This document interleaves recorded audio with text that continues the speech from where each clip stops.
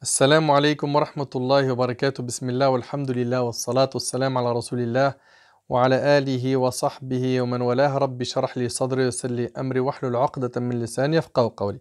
Mes frères et sœurs, voyons dans cette vidéo ce que l'on peut offrir à un mort.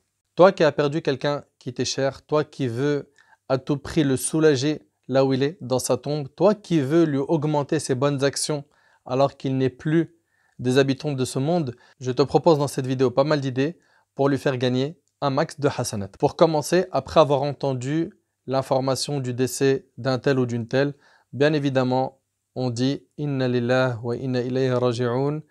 On dit « Nous appartenons à Allah et c'est envers lui que nous retournerons ».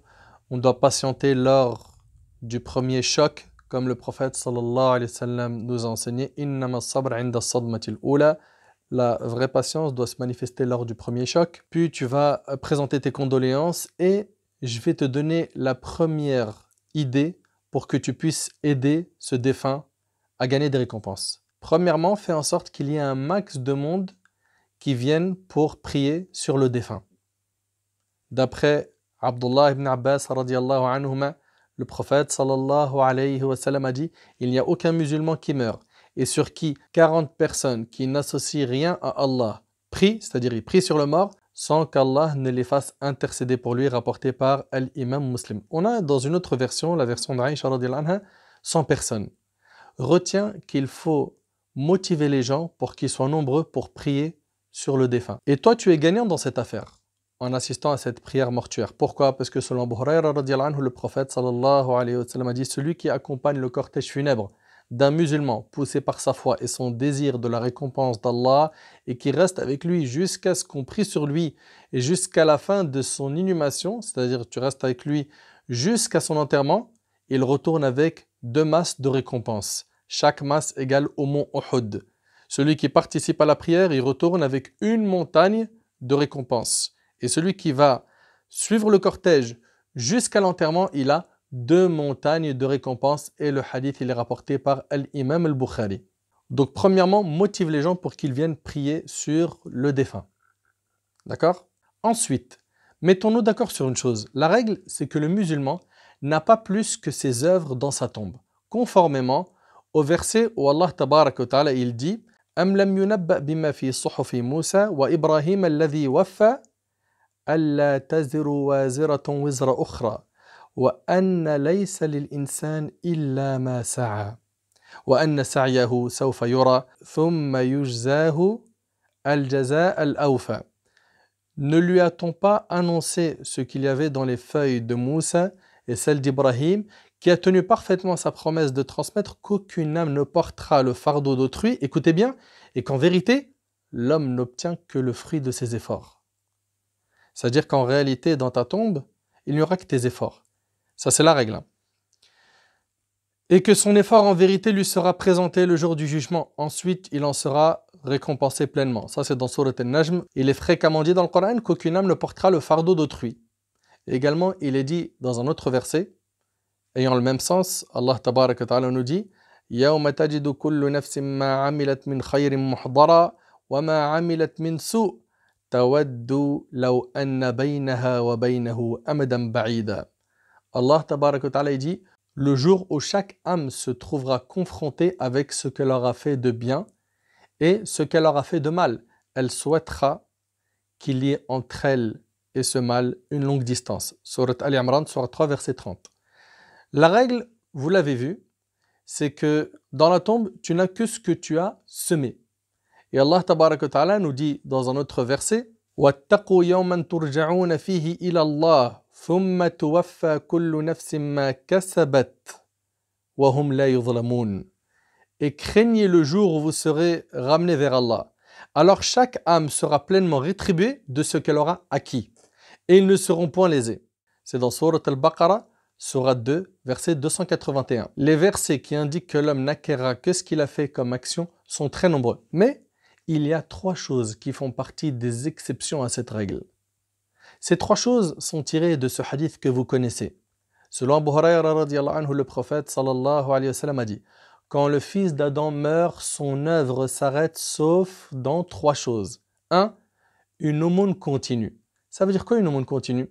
C'est-à-dire que la personne avant qu'elle décède, si elle avait dépensé son argent pour la construction des mosquées, une école coranique, la construction d'un puits, eh ben ça s'appelle une aumône continue. C'est-à-dire quoi? Tant que les gens apprennent le Coran dans la mosquée ou bien dans l'école coranique dans laquelle il a investi, eh ben il a une part de récompense alors qu'il est dans sa tombe. Tant que les gens consomment du puits qui a été creusé par ce défunt, eh ben à chaque fois qu'une personne va boire de cette eau, il en a des récompenses. Et d'ailleurs, le prophète, alayhi salatu wassalam, il a dit Afdalu sadaqa suqyal ma. La meilleure aumône, c'est l'eau, de donner de l'eau à boire. Donc, l'aumône continue. Si tu as donc investi dans des projets type mosquée, école, etc., eh ben même dans ta tombe, tes bonnes actions continuent d'augmenter. Donc, dans le hadith, on a une aumône continue. On a également une science dont les gens tirent un profit. Toi, avec les connaissances que tu as enseigné à quelqu'un comment lire l'arabe. Tu as enseigné à quelqu'un comment faire la prière. À chaque fois que cette personne-là va lire le Coran en arabe, tu auras des récompenses en même temps qu'elle, sans qu'elle se voit diminuer de ses récompenses. T'imagines? Si tu as enseigné à quelqu'un comment faire la prière, à chaque fois que cette personne fait la prière, tu as les mêmes récompenses qu'elle. Si cette personne à qui tu as enseigné, elle a enseigné à son tour à, on va dire, une dizaine, une centaine, des milliers de personnes, eh bien toute cette chaîne de personnes sont dans ton compte de bonnes actions de ton vivant, mais également après ta mort. Ça fait partie des récompenses qui seront dans ton compte alors que tu es dans ta tombe. Le jour du jugement, tu verras beaucoup de hasanat. Donc une science dont les gens tirent un profit.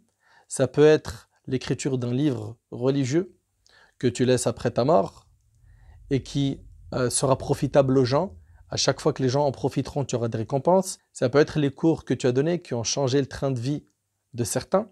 Et bien tout ça, ça fait partie des sciences dont les gens tirent profit. Également, il y a un enfant vertueux qui prie Allah pour qui? Pour lui. Un enfant vertueux qui fait des du'as pour ses parents qui sont partis, qui ne sont plus de ce monde. Ça aussi, ça apporte beaucoup de récompenses dans la tombe. Le hadith, il est rapporté par l'imam Muslim. 3 choses, on vient de voir ici. L'aumône continue, également une science dont les gens tirent profit et un enfant vertueux qui fait des invocations pour toi. Et dans d'autres hadiths, il est cité certaines actions qui ne s'interrompent pas. Selon Anas radiallahu ta'ala anhu, le prophète alayhi salatu wassalam a dit « Il y a 7 choses dont la récompense parvient au serviteur dans sa tombe après sa mort. 1. L'enseignement d'une science, le creusage d'une rivière, le creusage d'un puits, la plantation d'un palmier, la construction d'une mosquée, un Coran qu'il laisse en héritage, un enfant qui demande pardon à Allah pour ses parents, et c'est rapporté par l'imam al-Bayhaqi. Également, on a le hadith d'Abi Huraira où le prophète alayhi salatu wassalam a dit parmi les actes et les bonnes œuvres qui suivent le croyant après sa mort, il y a. Alors il va citer pas mal de choses alayhi salatu wassalam qu'on a déjà vues, mais il y a surtout une phrase qui est nouvelle dans ce hadith. Une maison qu'il aura construite pour le voyageur démuni.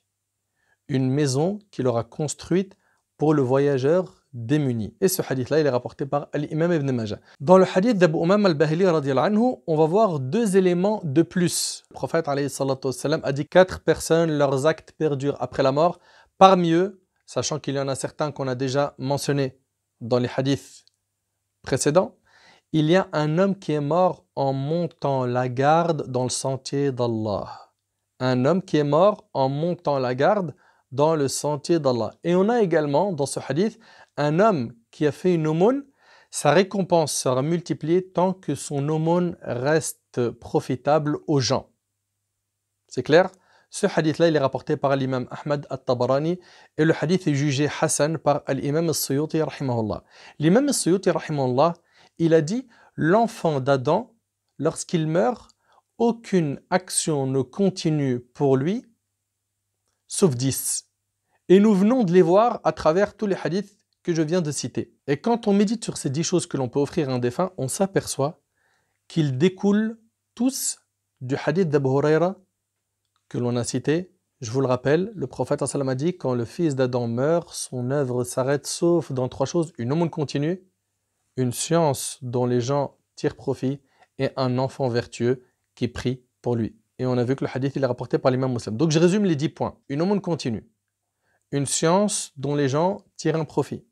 3. Un enfant vertueux qui fait des doigts pour lui. 4. Le creusage d'une rivière. 5. Le creusage d'un puits. 6. La plantation d'un palmier. 7. La construction d'une mosquée. 8. Un Coran qu'il laisse en héritage. 9. Une maison qu'il aura construite pour le voyageur démuni. Et 10. Un homme qui est mort en montant la garde dans le sentier d'Allah. Voilà les 10. Je vous recommande de faire beaucoup d'invocations et d'aumônes pour vos morts. D'après Aïcha radiallahu anha, un homme a dit au prophète sallallahu alayhi wa sallam, certes, ma mère est morte brusquement, et je pense que si elle avait parlé, elle aurait fait l'aumône. A-t-elle une récompense si je fais l'aumône pour elle? Le prophète sallallahu alayhi wa sallam a dit oui, rapporté par Bukhari Muslim. Donc tu peux faire des aumônes avec l'intention que la récompense parvienne à ton père ou à ta mère ou à tel et tel défunt. Et d'après Saad ibn Ubada radiallahu anhu, le prophète alayhi salatu wasalam a dit: ô messager d'Allah, la mère de Saad est morte. Quelle est la meilleure aumône? Le prophète alayhi salatu wasalam a dit: l'eau. Saad radiallahu anhu a alors creusé un puits et a dit: ceci est pour la mère de Saad, et c'est rapporté par Abu Daoud. C'est pour cela que créer une cagnotte en ligne pour offrir un puits pour un défunt, une mosquée, une école coranique ou autre aux défunts est une chose qui est noble. Et concernant l'invocation, on vous l'a dit, un enfant vertueux qui prie Allah pour lui. Il demande à Allah subhanahu wa ta'ala de leur faire miséricorde, de leur pardonner. Selon Abu Hurayra radiallahu anhu, le prophète sallallahu alayhi wa sallam a dit: certes, Allah le puissant et l'immense élève le serviteur pieux en degrés dans le paradis. Il dira: ô Seigneur, d'où est-ce que j'ai pu avoir tout cela, comme au degré? Allah lui répondra: par la demande de pardon de ton enfant pour toi, rapporté par Ahmed. Plus tu vas demander pardon à Allah subhanahu wa ta'ala pour ton père ou pour ta mère, et bien plus tu vas les faire monter en degrés dans le paradis. Donc fais beaucoup de dua et ne sous-estime pas l'impact et la force du dua. On a dit les dua et on a dit les aumônes. Mets le paquet. Quant aux autres cadeaux pour le mort, comme lire le Coran pour faire parvenir sa récompense aux défunts. Ça, c'est permis dans l'école de l'imam Abu Hanifa rahimallah et l'école de l'imam Ahmed. Ils ont leurs preuves sur ce sujet. Cependant, ils donnent comme condition que le lecteur doit formuler une invocation pour que la récompense parvienne au défunt. L'invocation, vous la trouvez juste à côté de moi, écrite pour ceux et celles qui souhaitent la réciter. Par contre, concernant l'imam Malik rahimallah et l'imam Shafi'i, la récompense de la lecture du Coran pour le mort ne parvient pas. Ce n'est pas quelque chose à faire. Vous avez compris, il y a divergence sur le sujet. Il y a également d'autres choses qui font l'objet de débats entre les juristes, les fuqaha, comme le fait de faire le hajj, la umrah pour le défunt. Il y a divergence sur ces sujets. Là où il n'y a pas de divergence, on vous l'a dit, c'est l'invocation. D'ailleurs, par rapport à l'invocation, Allah tabaraka wa ta'ala a dit au prophète sallam: wa salli alayhim inna salataka sakanun lahum, et prie pour eux. Ta prière est une quiétude pour eux. Donc l'invocation, il n'y a pas de divergence entre les savants que tu peux faire des invocations pour le défunt. On a dit également pour l'aumône, pas de divergence entre les savants que cela atteint le défunt. Et faire des aumônes pour le défunt, on le retrouve dans plusieurs textes de la sunna. En dehors des invocations et des aumônes, il y a des divergences. Par contre, une chose importante, se réunir dans la maison du défunt pour lire du Coran le 40e jour après son décès, ça c'est une innovation. Ça ne fait pas partie de ce qu'il faut faire dans notre religion. Il en est de même pour les rassemblements des condoléances accompagnés de repas que les gens font le 40e jour après le décès ou même avant cela. Les savants disent que c'est une innovation religieuse. On n'a pas à se réunir pour manger un repas après le décès de quelqu'un. Ce n'est pas à la famille du défunt de préparer un repas pour ceux qui viennent présenter leurs condoléances. C'est plutôt aux voisins et aux proches de préparer des repas pour soulager les membres de la famille qui sont touchés par une grande catastrophe. L'imam Shafi'i rahimahullah dans il dit: il m'est préférable que les voisins du défunt ou ses proches préparent pour la famille du défunt un plat qui les rassasiera le jour et la nuit de sa mort, car cela est une sunna et un rappel bienfaisant ainsi qu'un acte des gens du bien avant nous et après nous. On rapporte de Abdullah ibn Ja'far radiyallahu anhu qui disait: lorsque Ja'far fut tué et que son martyre a été annoncé, le prophète sallallahu alayhi wa sallam a dit: préparez des repas pour la famille de Ja'far car une affaire préoccupante leur est arrivée. Préparez des repas pour la famille de Ja'far. C'est pas à la famille de Ja'far de préparer le repas, vous comprenez? Le hadith est rapporté par les 5 sauf An-Nasa'i. Mes frères et sœurs, il y a des choses à éviter. Même si les gens en ont fait une habitude, il ne faut pas les faire. Comme se rassembler pour présenter les condoléances à un endroit spécifique, que ce soit le domicile du défunt, le cimetière ou la mosquée. D'autres vont louer des grandes tentes dans certains pays. Cela n'a pas été pratiqué par nos pieux prédécesseurs. Et certains de nos ancêtres considéraient cela comme une forme de lamentation. Comme nous allons le voir tout de suite, l'imam Shafi'i rahimallah, il a dit: je déteste les assemblées funéraires, quand bien même elles ne s'accompagnent pas de pleurs, car elles ravivient la tristesse et imposent une lourde charge alimentaire. À qui? À la famille du défunt. En plus de toute la douleur déjà endurée. Jarir ibn Abdullah al-Bajali radiyallahu anhu rapporte: nous jugions le rassemblement chez la famille du défunt et la préparation d'un repas après son enterrement comme faisant partie des lamentations, an-niyaha. Et c'est rapporté par l'imam Ahmad ibn Majah et sa chaîne de transmission est authentique et conforme aux conditions de Bukhari et Muslim. Toi qui veux présenter tes condoléances, n'attends pas, va rapidement présenter tes condoléances dès que tu entends la nouvelle. Chez les 4 écoles, il est recommandé que ce soit dans les 3 premiers jours. Ne délaisse pas la présentation des condoléances dans les 3 premiers jours. C'est makrouh de dépasser cette date, sauf si tu avais une raison valable.